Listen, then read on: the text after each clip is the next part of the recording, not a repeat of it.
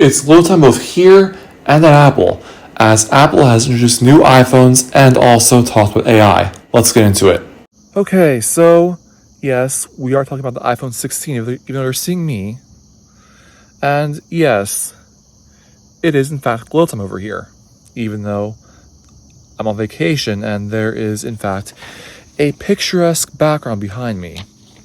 But anyway, getting started, let's talk about the iPhone 16 first. So, first off, we get a new camera orientation. So, the wide angle and ultra wide angle lenses are now vertically oriented so that it'll allow for spatial video on there. This was previously exclusive to the iPhone 15 Pro, which, same situation. And this new camera orientation on the iPhone 16 is very similar to that of the iPhone 10, iPhone 11, iPhone 12, etc. And like I said, this is for spatial video, but not only that, we also get spatial photos, even though both the photos and video will play back as flat images or videos on your iPhone, but will play in full spatial video or photo on your Apple Vision Pro. Now, we get a new button. It's not the action button. It is a lot like the capture button or shutter button, whatever the hell you want to call it, on a DSLR or point-and-shoot camera.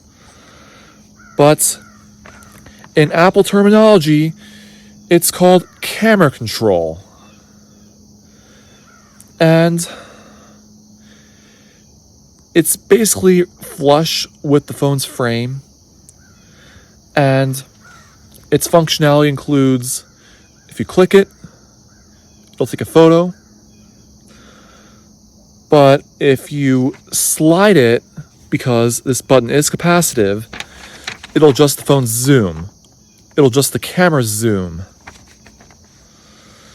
And double pressing it will actually switch the modes or settings.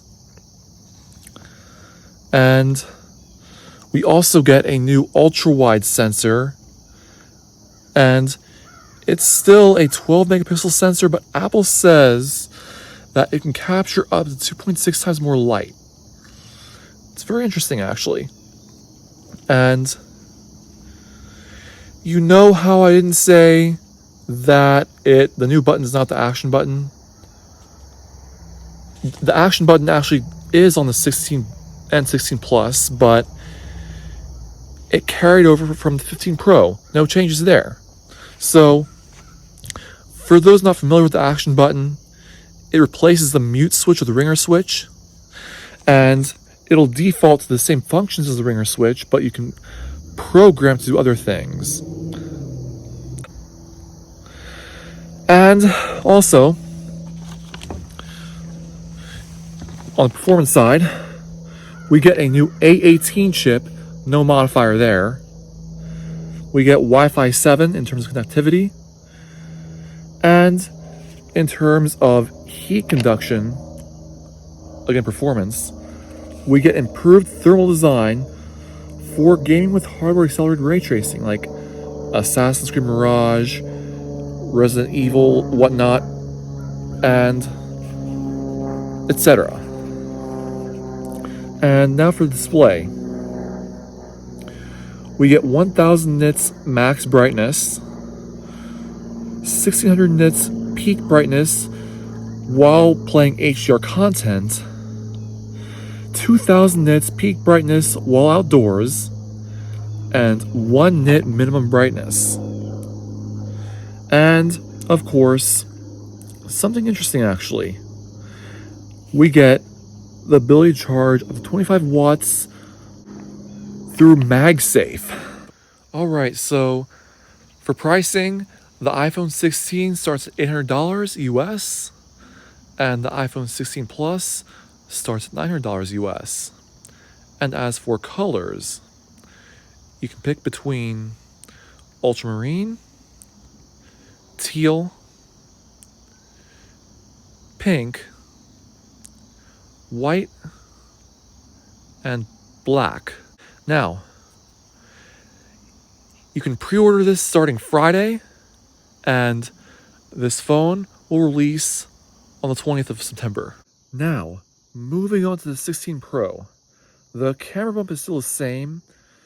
We also get camera control and a new ultra-wide sensor.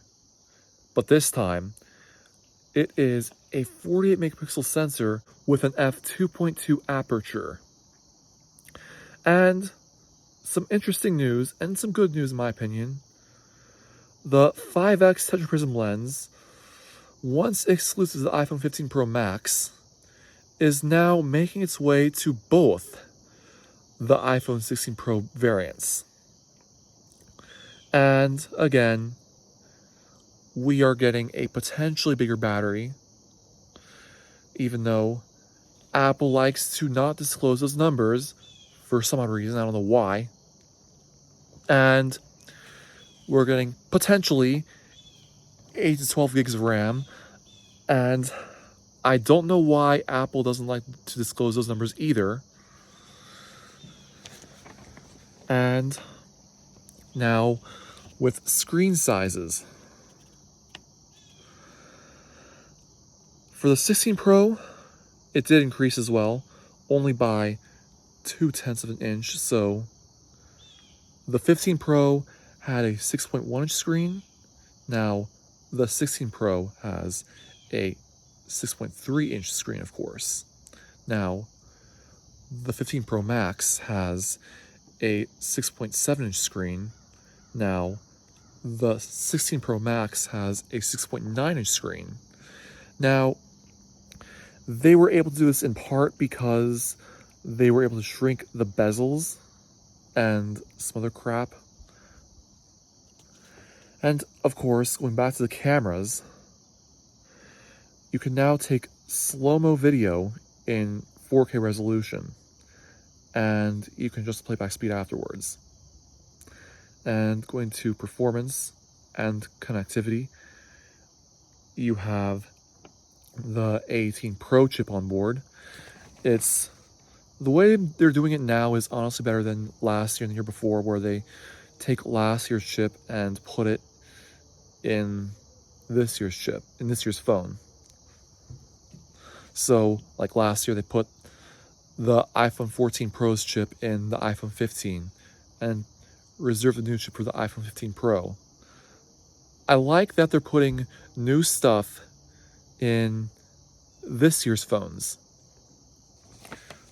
So it's more current. It doesn't make you feel like you have last year's phone in there in your pocket, or that you're carrying something that's going to be obsolete sooner rather than later. And now we also get Wi-Fi 7 on board. And now we get the ability to capture spatial audio when recording spatial video. And we get 4 studio quality microphones.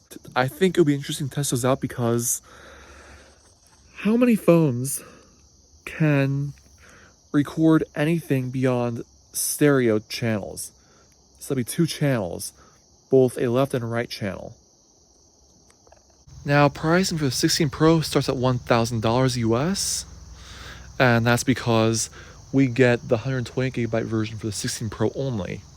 Now, I realized I didn't go over the storage variants, so we get 128, 256, and 512 for the 16 Plus, as well as 16 Pro, plus we get 1 terabyte for the 16 Pro as well. But if we go to the 16 Pro Max, we lose the option for 120 gigabytes. Alright, now, with that out of the way, here are the colors.